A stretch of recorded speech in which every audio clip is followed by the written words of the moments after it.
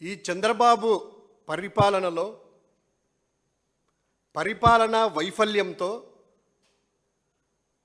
ఆలయాల నిర్వహణ సరిగ్గా లేకపోవడంతో రోజుకొక సంఘటన జరుగుతూ హైందవ ధర్మాన్ని, హిందూ భక్తులని, అదేవిధంగా పవిత్రమైనటువంటి రోజుల్లో దేవాలయాలకు హిందువులు వెళ్ళాలన్నా భయపడేటువంటి పరిస్థితులు నెలకొన్నాయి. ఇప్పుడు ఈ మహాశివరాత్రి సందర్భంగా శ్రీశైలం మల్లికార్జున స్వామి మన రాష్ట్రంలో, ముఖ్యంగా తెలుగు రాష్ట్రాల్లో తిరుమల వెంకటేశ్వర స్వామి తర్వాత అతి పెద్ద పుణ్యక్షేత్రము, అతి ఎక్కువ మంది భక్తులు వచ్చేటువంటి ఈ యొక్క ప్రాంతము శ్రీశైలం మల్లికార్జున స్వామి వారిది. భక్తులు, శివస్వాములు తన యొక్క కోరికలు నెరవేర్చాలని ఆ స్వామివారిని మొక్కులు కోరుకుంటూ 41 రోజులు కఠిన దీక్ష నియమాలను పాటిస్తూ ఆ యొక్క శివ స్వాములందరూ కూడాను జ్యోతిర్ముడిని కట్టుకొని కొండ మీదకి వెళ్ళేసి ఆ యొక్క శివుడిని దర్శించుకొని కోరికలు తీర్చమని చేసేటువంటి ఈ యొక్క మహత్తరమైనటువంటి కార్యక్రమము ప్రతి ఏడాది జరుగుతూనే ఉంటుంది. కానీ ఈ సంవత్సరము చంద్రబాబు నాయుడు గారి యొక్క వైఫల్యం వల్ల, నిర్లక్ష్యం వల్ల ఈ సంవత్సరము ఆ శివస్వాముల యొక్క బాధలు వర్ణనాతీతము. వారికి కనీస సౌకర్యాలు కల్పించకుండా ఆ శివస్వాములు దాదాపు 40 నుంచి 45 కిలోమీటర్ల దూరము అడవిలో నడుచుకుంటూ వెళ్ళి చెప్పులు లేకుండా ఆ యొక్క స్వామివారి దర్శించుకుంటారని అందరికీ తెలుసు. గతంలో దాదాపు 30 రోజుల పాటు ఈ శివస్వాములకి దర్శన భాగ్యం కల్పించేటువంటి ఏర్పాట్లు జరిగేటివి. ఈ సంవత్సరము ఆ 30 రోజులని కాస్త 7 రోజులకి కుదించి, ఆ 7 రోజులకు కుదించినప్పుడు మనకందరికీ తెలుసు, సామాన్యమైనటువంటి భక్తుడికి, ఇల్లిటరేట్ కూడా తెలుసు ఏంటంటే 30 రోజులు వచ్చే వాళ్ళు 7 రోజులకే కుదిస్తే ఆ యొక్క కూడలంతా కూడా 7 రోజులకే వస్తారు కదా అనేటువంటిది. ఆ జనాలంతా కూడా 7 రోజులు వస్తారని తెలుసు. కానీ ఎటువంటి శ్రద్ధ లేకుండా, దేవుడంటే భయం లేకుండా, భక్తి లేకుండా, అవగాహన లేకుండా ఆ 7 రోజులు కూడాను మొత్తం ఆ శివస్వాములు గాలికి వదిలేశారు. తెలుగు రాష్ట్రాలే కాదు, తమిళనాడు, కర్ణాటక నుంచి కూడా వేలాది మంది భక్తులు ఆ యొక్క మల్లన్న స్వామి దర్శనం కోసము శివస్వాములు అందరూ వస్తారు. ఈ సంవత్సరం వచ్చినటువంటి వాళ్ళలో మీరు మీ వాళ్ళ కోసమై, విఐపి దర్శనాల కోసమై హాల్ట్ చేసి వీళ్ళందరినీ కూడాను క్యూలైన్లో బంధించి, కనీసం కింద శివస్వాములు చెప్పులు కూడా వేసుకోరు కదా ఏ భక్తులు కూడా, అక్కడికి కింద మ్యాట్లు కూడా లేకుండా మళ్ళా ఎండబెడతా ఉంటే, కింద కాళ్ళు కాలుతూ ఉంటే, అక్కడ ఓం నమ శివాయ అని ఆ యొక్క జ్యోతిర్లింగం అంతా, శైవక్షేత్రం ఓం నమ శివాయ అనేటువంటి నామకరణముతో విరజిల్లుతూ ఉంటుంది. కానీ వీళ్ళు చేసిన పనికి, అయ్యా మమ్మల్ని కాపాడండి, మమ్మల్ని రక్షించండి, కనీసం మాకు మంచినీళ్ళు ఇవ్వండి, మా కాళ్ళు కాలుతున్నాయి, మాకు ఆ శివయ్య దర్శనం కల్పించండి ఆహాకారాలు, గీంకారాలు పాపం ఆ భక్తుల యొక్క ఆ వీడియోలు చూసుకుంటే తెలుస్తుంది. అంతేనా? ఇటువంటి సందర్భంలో కనీసం మానవత్వం ఉన్నోడు కానీ, హిందూ ధర్మం అంటే భయం ఉన్నోడు కానీ, దేవుడు అంటే భక్తి ఉన్నోడు కానీ చేసేటువంటి చర్యలు ఏంటయ్యా అంటే, కనీసం వారికి మంచినీళ్ళు ఏర్పాటు చేయడమా, యుద్ధ ప్రాతిపదికన వాళ్ళకి ఏదైనా ఏర్పాట్లు చేసేసి అల్పాహారం ఏదైనా ఏర్పాట్లు చేయడమా, లేకపోతే కిలో దర్శనాలకి అందరికీ విఐపి అన్నీ కూడా స్టాప్ చేసేసి వీళ్ళకి దర్శనాలు కల్పించాల్సినటువంటి మినిమము ఇటువన్నీ లేకుండా ఆ భక్తులు ఏదో తప్పు చేసినట్టు శివస్వాముల మీద చరిత్రలో ఎప్పుడూ లేని విధంగా లాఠీ చార్జీలు, ఆ వీడియోలు చూస్తే కడుపు బల్లుమంటది. ఆ యొక్క దేవదేవుడు శ్రీశైల మల్లికార్జున స్వామిని అతి పవిత్రంగా పూజించే శివస్వాముల మీద మాల ధార వేసినటువంటి ఆ యొక్క శివస్వాముల మీద ఏ విధంగా లాఠీ చార్జీలు అసలు చేయడానికి ఎవరిచ్చారు మీకు పర్మిషను? ఆ శివస్వాముల మీద లాఠీ చార్జీలు చేసి ఒక దొంగల్లాగానో, లేకపోతే ఒక డ్రగ్స్ అమ్మే వాళ్ళలాగానో, లేకపోతే ఏదో కూనీకోరులు, దగాకారులు వాళ్ళు కూడా అలా చేయరేమో. శివస్వాముల మీద లాఠీ చార్జీలా? అది కూడా కానిస్టేబుల్ స్థాయి వ్యక్తి కాదు, సాక్షాత్తు అడిషనల్ ఎస్పీ చేత మీరు ఈ విధంగా లాఠీ చార్జీలు చేయించారంటే మీకు కానీ, మీ ప్రభుత్వానికి కానీ, మీ నాయకులకు కానీ ఏమాత్రము దేవుడన్నా, హిందూ మతమన్నా, ధర్మమన్నా ఒక్క ఇంచు కూడా భయము లేదు, శ్రద్ధ లేదు అనేటువంటి తెలుస్తూ ఉంది. ఒక్కసారి ఆ వీడియో వేయండి. ఆ శివస్వాముల మీద ఆ యొక్క ఏఎస్పీ పోలీసులు లాఠీ చార్జులు, వాళ్ళ హాహాకారాలు, పాపం ఆ యొక్క శివస్వాముల యొక్క బాధన వర్ణనాతీతం.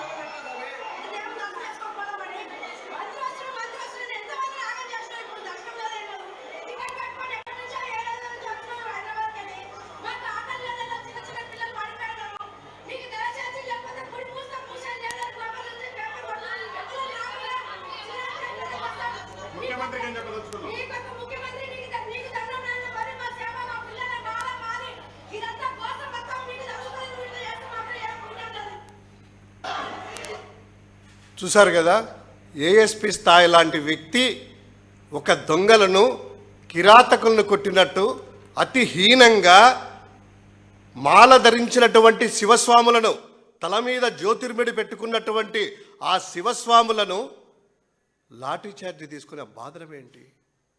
కనీసం మంచినీళ్ళు ఇవ్వండి అయ్యా అని వాళ్ళ వేడుకోలు చూడండి. ఆ శివస్వాముల కింద కూర్చున్నారంత కఠిన ఆమెనటువంటి ఎండకి, ఆ సిమెంట్ దాని మీద. ఈ యొక్క రాయలసీమలో మనకు తెలుసు కదా ఎంత టెంపరేచర్ ఉంటుంది. కింద కనీసం అంటే మ్యాటీనా వేసేటువంటి పరిస్థితి లేదా? మంచినీళ్ళు కూడా శివస్వాములకి ఇప్పించలేని స్థితిలో ఈ ప్రభుత్వం ఉందా?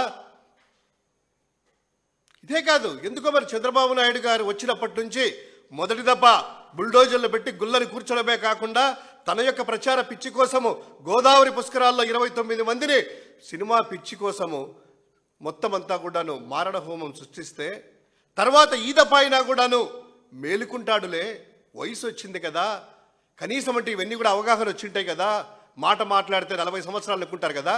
ఈ దఫా చూసినా కూడాను ఆ తిరుమల చూస్తే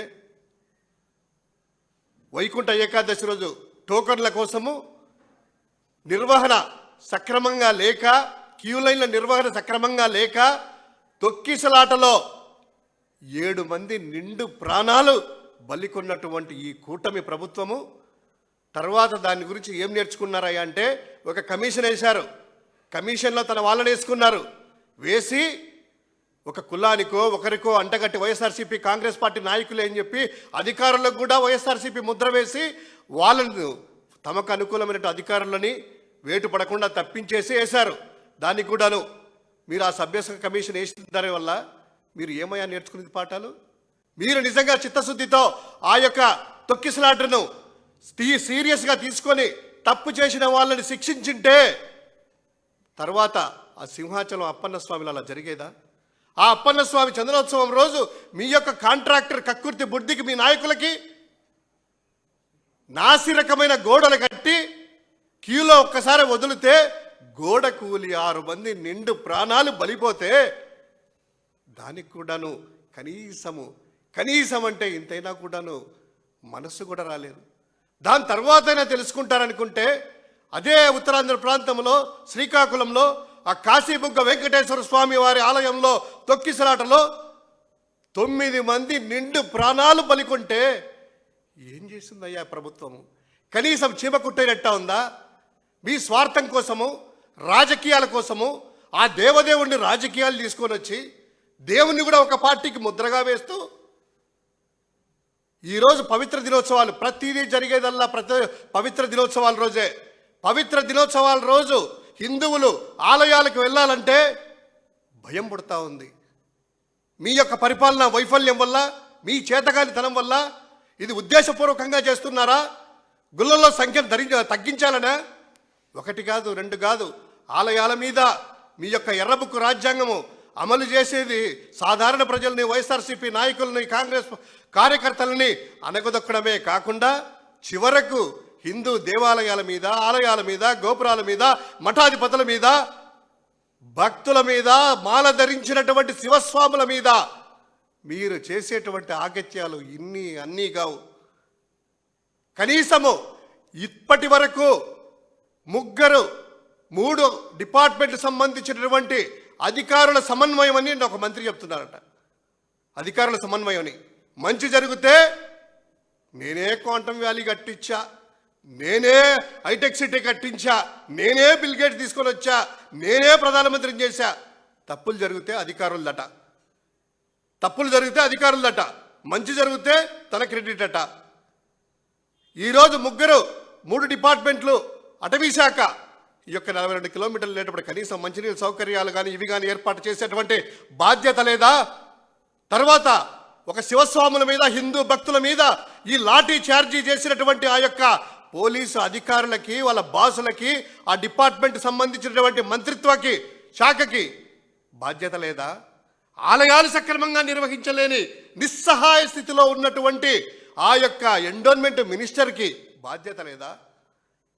ఈ 3 మంత్రులు దేవాదాయ శాఖ, అటవీ శాఖ, హోంమంత్రిత్వ శాఖని తక్షణమే బర్తరఫ్ చేసి శివస్వాములకి క్షమాపణలు కోరకపోతే సభ్య సమాజం కాదు, హిందువులు కాదు, ఎవరు కూడా మిమ్మల్ని క్షమించరు, మన్నించరు.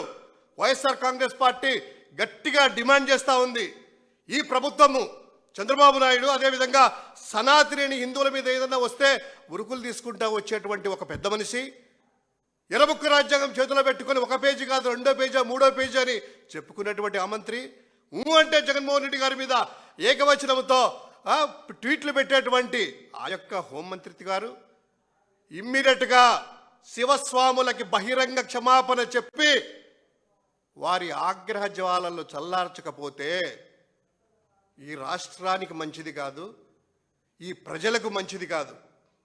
మీరు చేస్తున్నటువంటి రాజకీయం ఏదైనా ఉంటే వైఎస్ఆర్ కాంగ్రెస్ పార్టీ మీదనో, జగన్మోహన్ రెడ్డి గారి మీదనో చేసుకోండి. ఈ ఎల్లో పత్రికలు ఇంత పెద్ద ఐటమ్ జరుగుతూ ఉంటే ఎల్లో పత్రికలు ఎక్కడ కూడా రాయవు. వాళ్ళు రోజు రోజుకి హిందూ మతాన్ని, హిందూ ధర్మాన్ని, హైందత్వాన్ని అణచడానికే ప్రయత్నం చేస్తూ ఉన్నారు. లడ్డూ గురించి కథనాలు రాస్తూ వెంకటేశ్వర స్వామి లడ్డు అయిపోయిన తర్వాత అక్కడి నుంచి వైష్ణవ భక్తుల్ని నమ్మలేదు కాబట్టి వైష్ణవ భక్తులను వదిలేసేసి ఇప్పుడు శైవ భక్తులట శ్రీశైలం లడ్డు కలిపారట. ఆ శైవ భక్తులు నమ్మలేదు కాబట్టి మళ్ళీ ఇప్పుడు ద్వారకా తిరుమలలో అలాంటివి జరిగాయట. మీ టైంలో ప్రతిదీ కూడా జరిగేటువంటి ప్రతిదీ చర్య కనకదుర్గ ఆలయంలో పవర్ని కట్ చేస్తే, అదేవిధంగా మఠాలను కూల్చడం కానీ, గుళ్ళను కూల్చడం కానీ, ఈ విధంగా చేసేటివన్నీ కూడాను హిందూ సంబంధించింది కానీ సభ్య సమాజం కానీ ఎవరు కూడా మిమ్మల్ని మన్నించరు. ఖచ్చితంగా తగు గుణపాఠము చెల్లించక తప్పదు. వెంటనే ఈ ప్రభుత్వ పెద్దలు శైవ భక్తులకి, ఆ యొక్క శివస్వాములకి క్షమాపణలు కోరాలని వైఎస్ఆర్ కాంగ్రెస్ పార్టీ మరోమారు ఒక్కి నొక్కానిచ్చి డిమాండ్ చేస్తూ ఉంది.